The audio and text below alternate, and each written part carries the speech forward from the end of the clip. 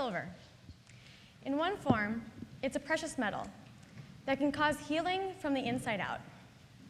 Yet in another form, it represents the sharp pain and agony of defeat, the acknowledgement that you're not the best, despite your hard work, effort, and heart. Contradictory? Perhaps. Magical? Could be that too. You see, in my 24 years of life, a reoccurring theme has emerged. You see, there was that one time I was born second, or that time I missed the state track meet by 0.2 of a second in lane 2. Perhaps the most noteworthy was coming up a breath short at Miss South Dakota, missing out on a dream of mine to compete at Miss America. And how could I possibly forget when Hugh sent me this email saying that, in fact, I did not make the builder team this year. Hello, my name is Jade Delaney, and I'm excited to be here today to challenge you all to seek silver. That's right, get second. Sounds crazy, right? And while I am one of those freaking millennials that everyone loves to talk about, I'm not recommending that we hand out participation ribbons. Quite the contrary. You see, it's been said that failure is the grandfather of success. And I'm standing here today as true witness to the healing power of silver.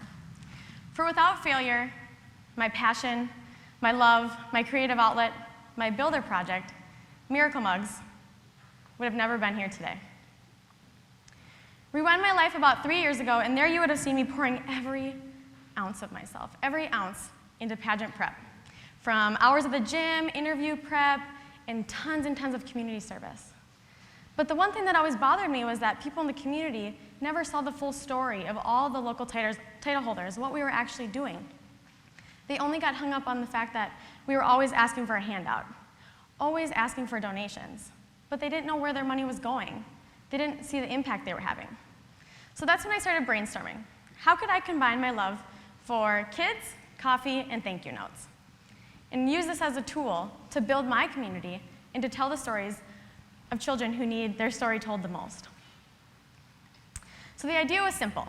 Ask these kids at the hospital to write thank you notes for how Children's Miracle Network has actually impacted their life. I knew the stories would be wildly different because CMN does a fantastic job of giving you money where you need it most. And none of us would even know where that money is needed until you're in one of those situations. So I wanted to take those thank you notes and engrave them on a coffee mug and sell them with 100% of the proceeds going back to the charity.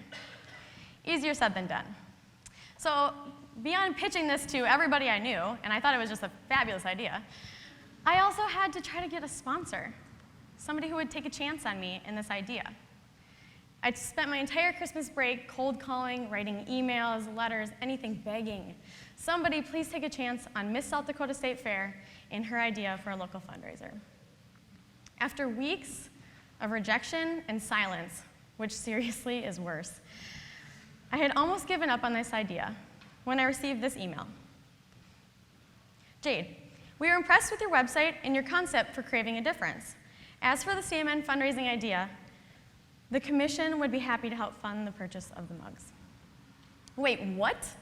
The South Dakota Wheat Commission, who has absolutely nothing to do with Miss South Dakota or Children's Miracle Network and has never met me personally, took a look at my Facebook page, that's the website they're referencing, and decided to take a chance. I really hope that someday I can take a chance on someone the way Randy did for me. So there we were, we had the kids, we had the sponsor, the media came, and I had honestly no idea what to expect from there, which is apparent from the next news clip. And disclaimer, this is a video of a video, so it's pretty low tech, and there might be some color commentary in the background from my parents. So we might cut it a little short, but that part might be loud. Should I click it again? Every minute, 62 children enter a Children's Miracle Network hospital looking for treatment. Some are battling cancer, while others have other life-threatening illnesses. From transportation costs to buying meals, it all adds up. But one SDSU student hopes her creative idea will pay off for the organization.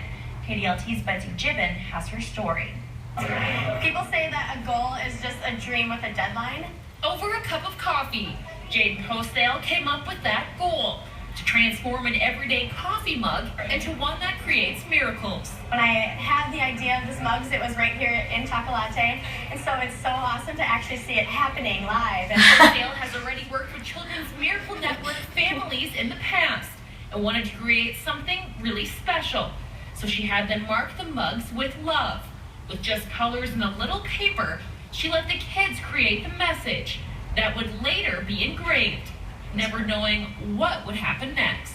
I never thought this would have this big of an impact. Like the message on this green mug, written by 11-year-old Caitlin Tennant. First, when I was making them, I really didn't think anything of it. But once I made them and I came here and I saw how many people bought them, it's great. Caitlin has spent most of her childhood in the hospital. Born with 3 valves instead of 4, she's had 4 open heart surgeries before her 8th birthday. And she'll have surgeries as she grows because she'll outgrow her valves. So she'll keep having surgeries throughout her life. My hands. When Caitlin was asked to write a message to the community, she couldn't resist. It makes me feel good. It makes me feel stronger. It's a good experience to have other people with me. So as you could see in that news clip, my eyes were literally bulging out of my head. I was so excited. I didn't even know what had happened. But looking back and reflecting on that time, it's so obvious now. When you have an idea in your head and you believe in it so strongly that you wake up thinking about it every day, and then you get other people to support it and believe in it. Then you get a sponsor, and then boom, it's executed, and it happens, and it's right there in front of you.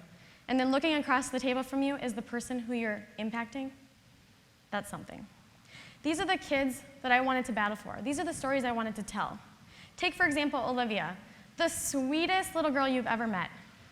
Diagnosed with cancer way, way, way too young. Thank goodness, thanks in part to the help of CMN, she is a cancer survivor. And this orange mug has been spread all around the OTA region to help other families who are dealing with similar situations to provide them hope. Macy, born weighing 1.6 pounds, about this big. She was born at 26 weeks old and needed a $40,000 giraffe bed to keep her alive. CMN provided that for her. And she took the time to say, "Thank you for loving me." Something so seemingly simple, but today has had a huge impact on her life, as she is the spunkiest 4-year-old you'll ever meet. And finally, Sarah. Last week, I was able to meet with my 2016 miracles for this year's line, and Sarah is one of the featured miracles. She comes walking in last week. Her shoes were 2 sizes too big. She runs in, and everyone starts laughing and says, "Sarah, what's going on with your shoes?" And her dad just walks behind and says, "I don't know. She needed the shoes." That's a good dad. So he bought her the shoes. She came running in. She was so excited. She said, "I have the best idea." I said, "Okay, awesome." I gave her paper and her pen and said, "Go to it." A couple minutes later, I walked behind her paper and I looked over her shoulder and her paper said, "Thank you for giving me life." You see, when Sarah was just 4 months old, her birth parents left her out in a field in Nepal, a field known for wild packs of dogs. Luckily, she was rescued by police and was put in an orphanage. Later, she was adopted and sent to Valley Springs, South Dakota, where she resides today. That's not the end of her battle, though. When she got here to the United States, she was diagnosed with parasites and with cancer. And last week, as I was looking across the table at her, I could not believe her story. And the fact that she's 7 years old and has survived more than anyone I've ever met. She's the person I wanted to battle for. See, looking back at these moments with these kids, this has meant more than winning any event ever would have been. Here's the thing. You can train day in and day out for something and still not win. You can have all the money in the world and still not be happy. Life is a constant battle with yourself. The moment you stop and think, "I'm good enough," you just took 2 steps behind. In my experience, it's those opportunities where you just miss the mark that make us all who we are today. Steve Jobs said, "I didn't see it then, but it turned out that getting fired from Apple was the best thing that could have happened to me. The heaviness of being successful was replaced by the lightness of being a beginner again. It freed me to enter one of the most creative periods in my life."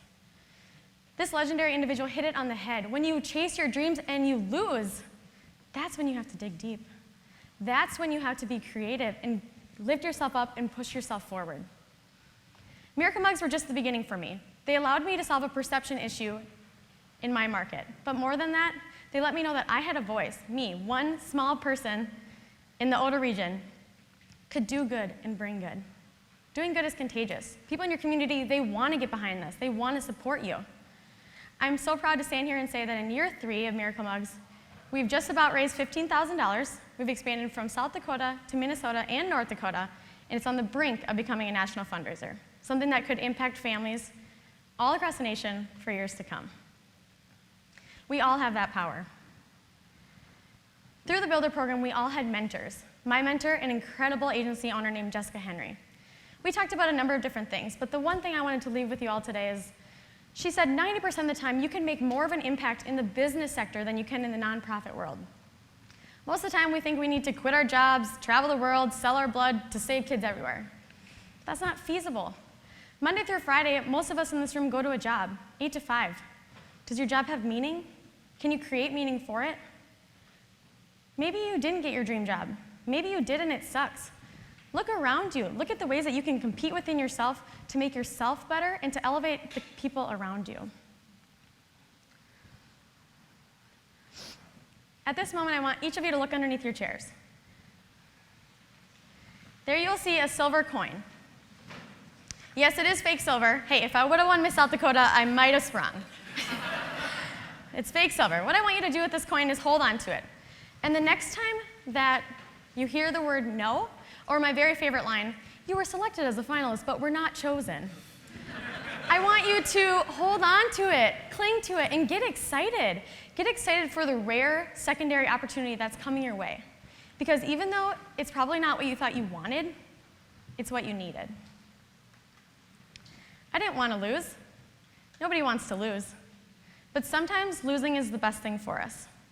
It allows us to find ourselves, to think creatively, see our strengths, and to lean on the people that matter the most, our community.